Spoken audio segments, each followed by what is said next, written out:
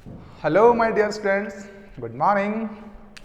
चलिए भाई, आप सबका स्वागत है। आप सबको जय हिंद, वंदे मातरम, सलाम, नमस्ते, सत श्री अकाल, आदाब और गुड मॉर्निंग। आइए बात करते हैं भाग 17 पर। भाग 17 यानी कि बहुत नज़दीक पहुंच चुके हैं हम लोग। अनेक शब्दों के लिए एक शब्द के इस पार्ट्स के अंतर्गत, है ना। तो चलिए, इसके बाद उम्मीद है लास्ट वाला ही पार्ट और बचेगा, है ना, और ख़त्म हो जाएगा अनेक शब्दों के लिए एक शब्द वाला किस्सा। ठीक, तो लाइक का बटन दब गया, थैंक यू। जो शरण का इच्छुक हो, शरणार्थी, भाई किसी को शरण लेनी हो तो वो जो ले रहा है वो क्या कहलाएगा? शरणार्थी कहलाएगा। शरणार्थी, रिफ्यूजी, है ना। ठीक है, शरण में आया हुआ, अब आ ही गया है तो वो शरणागत, शरण प्लस आगत, शरणागत, आगत, आया हुआ। ठीक है, शरण में आया है, शरणागत है। शत्रुओं को मारने वाला शत्रुघ्न, शत्रुघ्न, राम लक्ष्मण भरत शत्रुघ्न, तो ये वही शत्रुघ्न है। ठीक है ना, शत्रुओं को मारने वाला शत्रुघ्न। प्रत्येक शब्द के अनुसार, प्रत्येक शब्द के अनुसार मतलब शब्दशाह, है ना, शब्दशाह, शब्द के अनुसार मतलब शब्दशाह। सेना या राष्ट्र को शस्त्रों आदि से सुसज्जित या सज्जित करना क्या कहलाता है? शस्त्रीकरण कहलाता है बेटा। क्या कहलाता है? शस्त्रीकरण, शस्त्रों से सज्जित कर देना, है ना, शस्त्रीकरण। जो शक्ति का उपासक हो वो शाक्त, जो शक्ति का उपासक हो वो क्या कहलाता है? शाक्त कहलाता है। जो शास्त्र को जानता हो वो शास्त्रज्ञ, सिंपल है। जो कभी नष्ट ना होता हो, शाश्वत, कहते हैं ना, शाश्वत है चिरजीवन मर्यादा धर्म हमारा। तो शाश्वत है चिरजीवन मर्यादा धर्म हमारा, जो कभी नष्ट होने वाला नहीं है, जो कभी नष्ट ना होता हो उसको बोलते हैं शाश्वत, है ना, क्योंकि आत्मा अमर है ना, इसलिए कहा गया है। सिर पर धारण करने योग्य, शिरोधार्य। भरत जी को देखा होगा ना, ऐसे चप्पलों को जो है सिर पर धारण करा था उन्होंने, तो शिरोधार्य, शिरोधार्य, सिर पर धारण करने योग्य, शिरोधार्य। पत्थर पर लिखा या खोदा हुआ प्राचीन लेख, खोदा हुआ प्राचीन लेख, शिलालेख। शिला का मतलब क्या? पत्थर, और उस पर लिखा हुआ है मतलब लेख, शिलालेख, है ना, शिलालेख। जो जमकर पत्थर हो गया, शिलीभूत, पत्थर का मतलब वही सिल, है ना, सिल, और वो पत्थर जम गया है तो शिलीभूत हो गया, उसको क्या बोल दिया गया है? शिलीभूत। जो शिक्षा प्राप्त करता है, शिक्षार्थी, हम और आप सब क्या है? हम सब शिक्षार्थी है, शिक्षा प्राप्त करते रहते हैं, है ना भाई। हम सीखते हैं फिर सिखाते हैं, और तुम सीखते रहते हो, हम भी सीखते रहते हैं, इसलिए हम सब क्या हो गए? हम सब शिक्षार्थी हो गए। ठीक है, यस। जो ना बहुत ठंडा हो और ना ही ज्यादा गर्म हो, उसको बोलते हैं शीतोष्ण। ना तो ज्यादा ठंडा है शीत वाला, और ना ज्यादा गर्म है, दोनों का मिक्सचर है शीत उष्ण, शीतोष्ण। ठीक है ना। मंगलप्रद और सुखद आगमन, जिसका आगमन कैसा हुआ हो? मंगलप्रद और सुखद हुआ, शुभागमन, शुभ हो गया ना आगमन, शुभागमन, शुभागमन। ठीक है। जिसके हाथ में शूल हो, शूल पाणी, क्या कहेंगे उसको? शूल पाणी, पाणी मतलब हाथ, शूल मतलब कांटा, राइट। जिसके हाथ में शूल हो, शूल पाणी। शिशु की अवस्था, शेषवा अवस्था, शेषवा अवस्था, शेषवा अवस्था। ठीक है बेटा, शिशु की अवस्था। शिशुओं से संबंधित विज्ञान, शैशविकी, बहुत महत्वपूर्ण है। शैशविकी, शिशुओं से संबंधित विज्ञान को क्या कहते हैं? शैशविकी, शैशविकी। शिव की उपासना करने वाला शैव, शिव का भक्त शैव, है ना, शिव की उपासना करने वाला शैव। अत्यंत संतप्त और व्याकुल, जो बहुत ज्यादा संतप्त हो, दुख से पीड़ित हो, है ना, उसको बोलते हैं क्या? शोकाविष्ट, शोकाविष्ट। अत्यंत संतप्त और व्याकुल क्या कहलाता है? शोकाविष्ट कहलाता है।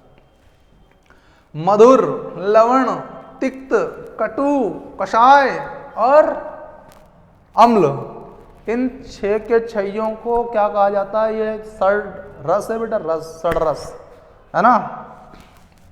सब जानते हो ना आपके इसके बारे में? मधुर के बारे में जानते हैं, मधुर, लवण, तिक्त, तिक्त समझते हो कि नहीं? तिक्त, तिक्त मतलब नीम जैसा, कैसा? नीम जैसा, है ना, मतलब कड़वा, राइट। और कसाय मतलब कसेला, कसेला जैसे आंवला जैसा, आंवला सुपारी जैसा, आंवला सुपारी जैसा, ठीक है ना, कसेला, कसा, ये सब क्या है, रस है। और अम्ल को तो आप जानते ही है ना। हाँ, तो ये सब इनको मिलकर बोलते हैं षड्रस, 6 रसों का संयोग है ये, षड्रस। और 6 पैरों वाला षटपद, षटपद, षट मतलब 6, पद मतलब पांव, 6 पैर, 6 पैरों वाला षटपद, ठीक। काम, क्रोध, लोभ, मोह, मद और मत्सर, इनको कहते हैं, ये 6 शत्रु है इंसान के, इसलिए षट रिपु, रिपु का मतलब दुश्मन, षट रिपु, षड रिपु, ठीक है। ओके भाई, 6 शत्रु है, काम, क्रोध, लोभ, मोह, मद, घमंड और मत्सर, ठीक है ना। ये सब क्या है, ये षड रिपु है, ये षड रिपु है। 6 माह में होने वाला षणमासिक, षणमासिक 6 माह में होने वाला षणमासिक। एक ही जाति का, जो एक ही जाति का होता है उसको क्या बोलते हैं, सजातीय। एक ही जाति का सजातीय, अलग अलग जाति का विजातीय। वह जो सबको समान रूप से देखता है, समदर्शी।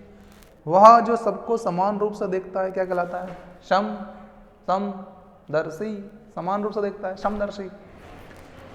लीजिए स्क्रीनशॉट और फिर करते हैं आगे की बात। आगे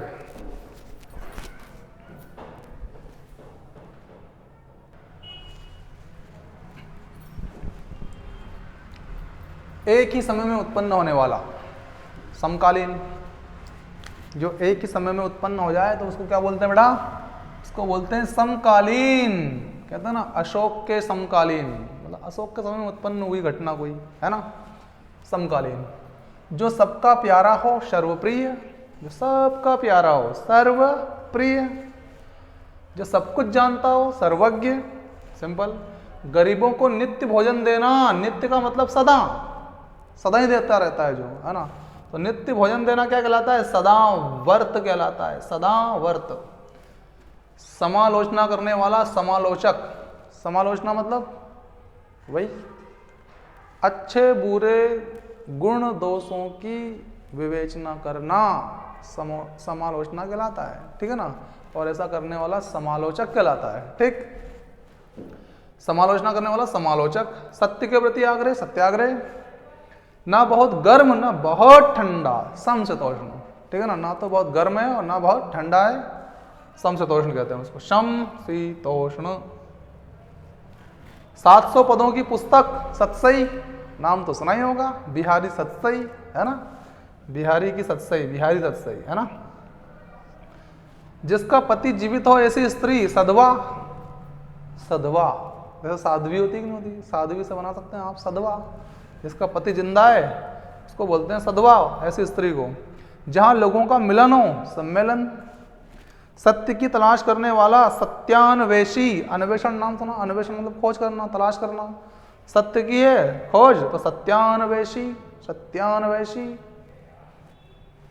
सांप की तरह टेढ़ा मेढ़ा, सर्पिल, जैसे सर्पिल आकार होता है ना, स्पाइरल, हाँ, तो ये सर्पिल, सांप की तरह टेढ़ा मेढ़ा क्या कहलाता है, सर्पिल कहलाता है, सर्पिल।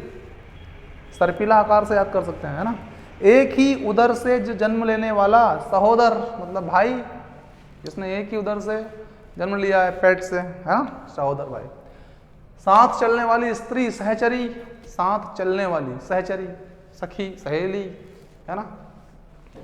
छूत से फैलने वाला रोग, संक्रामक रोग, अच्छी तरह याद है ना, छूत से फैल जाए, छूने से फैल जाए, संक्रामक रोग। बाएं हाथ से तीर चलाने वाला, सव्य साची, सव्य, वह वन का है, सव्य साची, सव्य साची कहलाता है। बाएं हाथ से जो तीर चला दे, सव्य साची, याद रखिए, सव्य साची महत्वपूर्ण है, सव्य साची है। जो सर्वशक्ति संपन्न हो, सर्वशक्तिमान, शक्तिमान, सर्वशक्तिमान।